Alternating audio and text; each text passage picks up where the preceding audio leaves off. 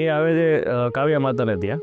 કાવ્યા માતાને સમજાવે છે કે ભાઈ તમે જેને સાચવો છો એ દાનવ છે, એ દેવ નથી, લાઈક એ ખરાબ કામ જ કરી રહ્યા છે.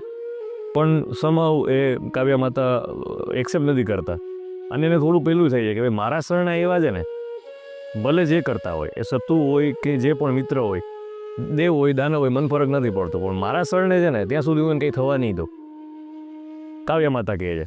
અને ભૃગુ ઋષિ એ ટાઈમે અવેલેબલ નહોતા. હવે વિષ્ણુ ભગવાન એને એટલું સમજાવ્યા પછી નથી માનતા, એટલે વિષ્ણુ ભગવાન શું કરે છે, એનું સુદર્શન ચક્ર જે છે એ ફેરવીને કાવ્યા માતાનું ગળું કાપી નાખે છે, તળથી અલગ કરી દે છે, રાઈટ. અને લાઈક દાનવોને બધાને મારી નાખે છે વિષ્ણુ ભગવાન. એના પછી શુક્રાચાર્યને ખબર પડે આ બધું પૂરું થાય. પછી શુક્રાચાર્ય જ્યારે પાછા આશ્રમ પર આવે ત્યારે આ બધું જોવે કે આ બધું શું થઈ ગયું, દાનવો મરી ગયા છે, એને માતાનું માથું અલગ કરી દીધું, દોડથી અલગ કરી દીધું છે.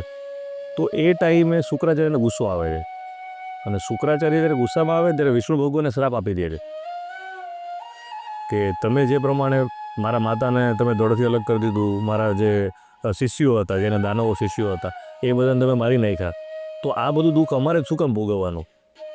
તમે ભગવાન છો તો અમારે જ કેમ દુઃખ ભોગવવાનું? એટલે શ્રાપ આપે છે કે ભવિષ્યની અંદર તમે અલગ અલગ અવતાર લ્યો, માનવ અવતાર લ્યો, અલગ અલગ રૂપની અંદર તમે જાઓ અને તમે આ બધી વેટના ઉઠાવો.